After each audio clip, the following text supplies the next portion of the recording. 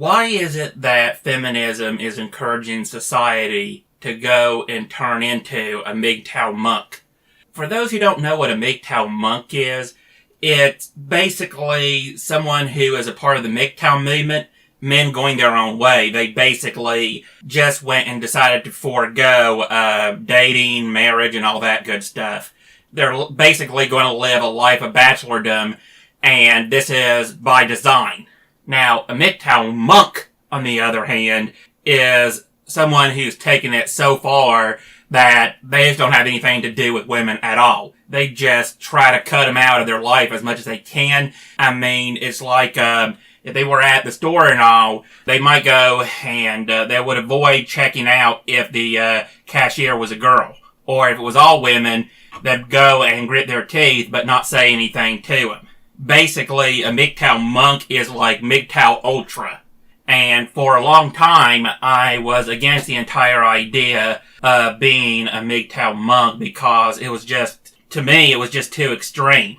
However, thanks to the entire Me Too crap that's been going on, with feminists saying, well, you know what? It's a good thing that men are scared of women. And I'm like, really? Why? Because, think about it. The kind of feminist who supports Me Too, believe it or not, they don't know it, but they're supporting MGTOW monks. No, seriously, I'm not making this up. Think about it. If you're in the business world, you can't really trust women anymore. You need someone there to go and vouch for you, to watch what you're doing, to make sure that you go and have someone who can go and say that you didn't do anything wrong. And believe me, it's going to get worse as it goes on. And I actually went and heard that they're now trying to take the Me Too movement further by saying, well, if you're not a feminist, then you're essentially a rapist. The point, though, is that what these people are doing, they're making it so that women are so untrustworthy that no man in his right mind wants to go and put up with them. There's just no reason to it because it's all risk and very little benefit or reward out of it. And yes, I know. Feminism can go and make it so that men defending themselves is actually illegal too. Oh no, you're trying to go and get away from women. That there is exclusion, which is a form of discrimination. Yeah, I can see that happening. And realistically though, it really don't matter because all that feminism is going to end up doing is making it so we get more MGTOW monks. It's just that they won't be isolated cases strewn across the internet. It'll actually be people running businesses. The kind of people who are like, yeah, this is getting crazy. We can't trust them, and yet we're forced to work with them to our own detriment. I mean, this is making it worse for women in every single way. And the feminists don't realize it. But like I said before, feminism is a hate movement. When you look at it from the perspective of a hate movement, it all makes sense. I mean, think about it. Imagine what a feminist is doing to men, and imagine this was being done to black people. I mean, can you imagine me saying, well, you know what? That's black-splaining. You're black-spreading. And in fact, you know what? Quit black-interrupting me. No one would have any patience for that crap right there. They'd go and say, hey, you're discriminating against that person based on their race. Well, duh. Still, as bad as it all gets and all, this is going to end up to society collapsing. And it's not going to be anything that feminists did, it's what men didn't do. And no, if Turd Flinging Monkey is watching this, yeah, right.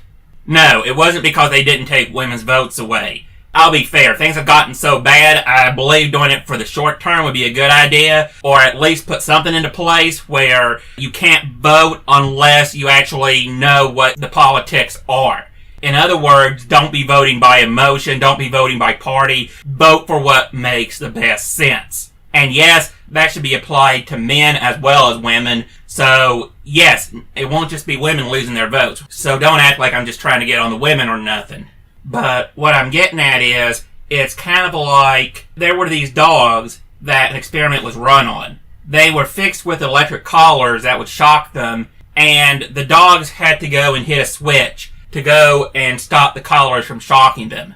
This went on for a certain period of time until eventually the dogs just quit caring. The collars hurt, it still shocked them, but they have just developed a learned sense of helplessness that they no longer cared anymore about whether they got shocked or not. And the thing of it is, men, the way it's been going, men are not even a second-class citizen. They're a slave class. That is what they are being reduced to, and anyone with any sense would actually know this. The point, though, is that eventually I think men are just going to go and hit the point where they're like, fuck it. I don't care anymore. I'm going to be penalized if I work hard. I'm going to be penalized just because I'm white, straight, and male. I'm going to be penalized because I got the wrong viewpoints. I'm going to be penalized for every single thing that makes me me. Why the hell would I want to support this decadent society that has every interest there is in seeing that I suffer? This would make no sense at all. And I think that a lot of men are going to go and quit working, or working as hard, because there's just no longer a point to it. And feminists will cheer and be like, hey, we won! Yeah, sure you won. Until you realize that you gotta now replace a bunch of them, or the fact that they're actually working less hard as women, so now productivity has gone down. It's like, yeah, well, we'll just replace them with women who work harder, except that it's been proven that women don't work as hard as men do. Men tend to go and kill themselves to make a profit because they actually got to support their wife and kids. Women, on the other hand, actually like a good work-life balance. So they don't tend to put in as much overtime, etc. The point is that when your hardest workers have been so demoralized that they don't care about supporting anyone besides their own self, women are going to have it hard. It's like, where did all the good men go? Well, the fact that you ended up taking most of their jobs, and the fact that you kicked most of them to the curb and all, so that you could go and have your diversity hires and all this other stuff, that's where a good number of them went. And others you went and attacked and all, saying, accuse them of a crime they never committed. I mean, what do you think would end up happening?